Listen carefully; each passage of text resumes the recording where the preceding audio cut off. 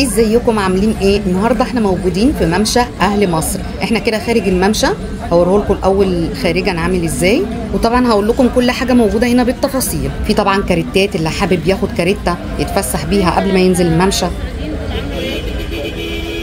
اسعار دخوله، لو انت معكش عربيه بتدفع رسم دخول 20 جنيه للفرد، اما لو معاك عربيه بتدخل الجراج وبتدفع اول ساعه 40 جنيه وكل ساعه بعد كده 30 جنيه، فما بتدفعش سعر دخول الفرد. مواعيد الممشى هنا بقى بتبدأ من 9 صباحا لغاية 1 بعد منتصف الليل. طبعا في مدرجات زي ما انتم شايفين كده للجلوس في كل مكان هناك، وطبعا هنشوف دلوقتي كافيهات ومطاعم، وفي كمان حاجة غريبة قوي، مطاعم عائمة زي ما انتم شايفين. ده مطعم عائم. طبعا بالنسبة للأكل، هل مسموح ان انا ادخل ومعايا اكل؟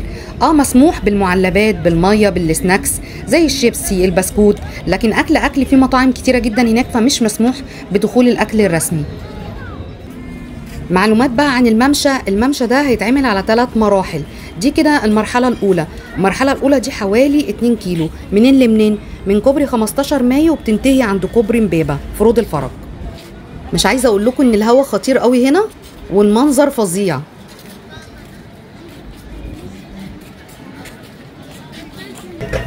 طبعا الممشى فيه اماكن هاديه جدا وفي اماكن شعنونه خالص.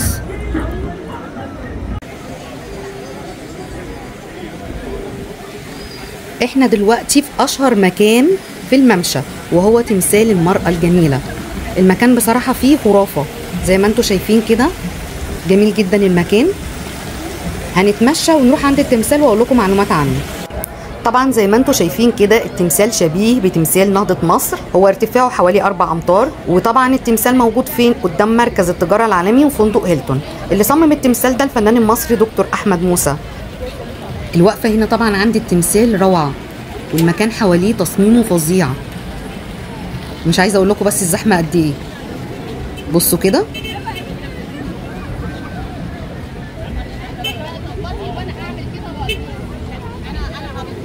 نكمل تمشية بقى في الممشى وهوريكم كل حاجة فيه بالتفاصيل.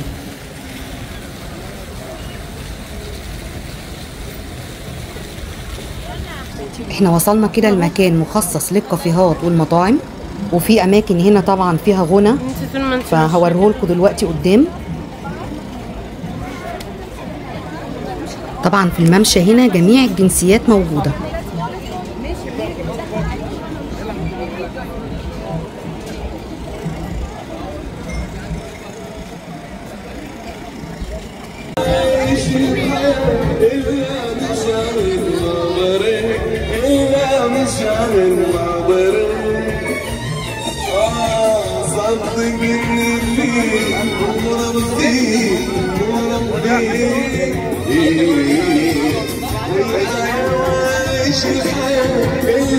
واحنا بنتمشى كده شفنا مكان ياباني، في ناس بتحب الاماكن دي جدا. هندخل ونشوف فيه ايه. موجود جوه ايس كريم وموتشي زي ما انتم شايفين، ومشروبات بوبا. والموتشي دي عباره عن ايس كريم جوه عجينه كده يابانيه. ادي الموتشي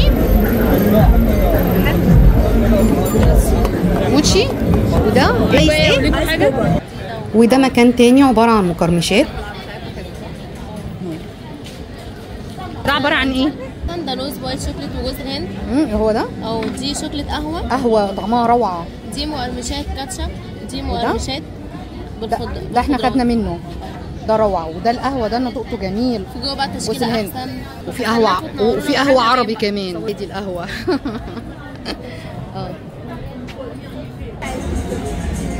داخله دي دخلة المراكب اهي. المركب ب50 جنيه وبتقعد نص ساعه. طبعا اجمل فسحه هنا في النيل فسحه المركب، هناخده دلوقتي ونشوف الاخبار ايه.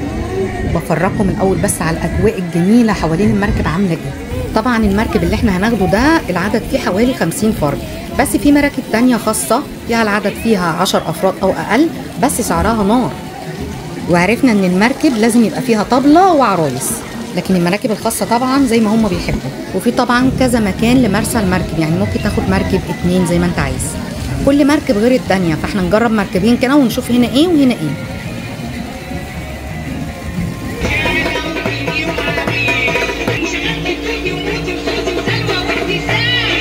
ابتدينا كده المركب. عايزه اقول لكم ان احنا هنشوف الممشى من اوله لغايه اخره.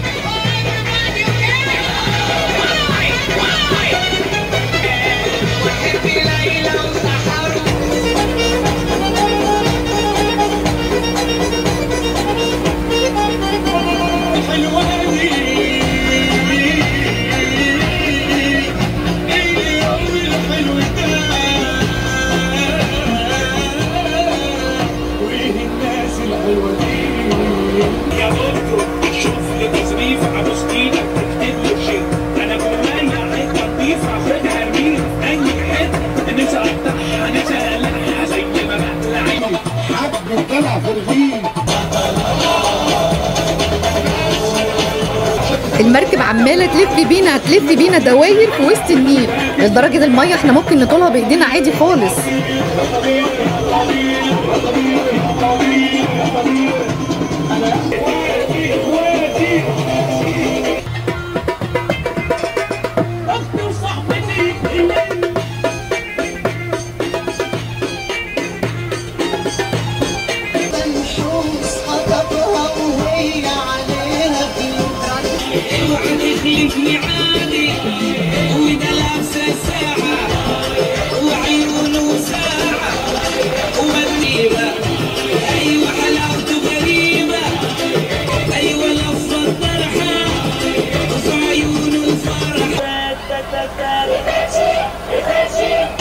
دي اللي قصادنا دي المركب الخاصة اللي أنا قلت لكم عليها.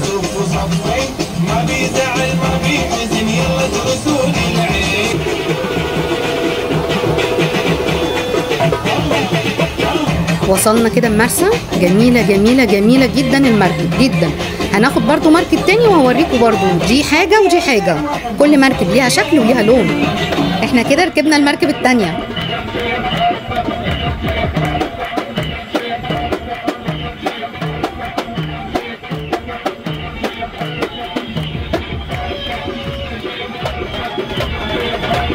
جت جنبينا دلوقتي مركب صيد، ناس زي العسل، البنت هتتجنن عايزه ترقص، بنت سكر.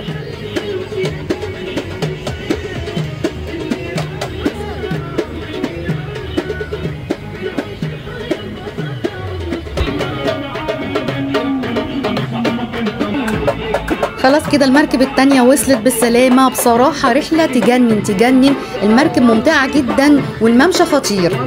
انا جاي في المنور، استنى الاول، البطه نفسها كاجوال، الوصفه نفسها كاجوال، الصعب عندي بلسه، الناشفه عندي ملبن، السهل عندي اسهل. يلا باي واشوفكم في خروجه جديده.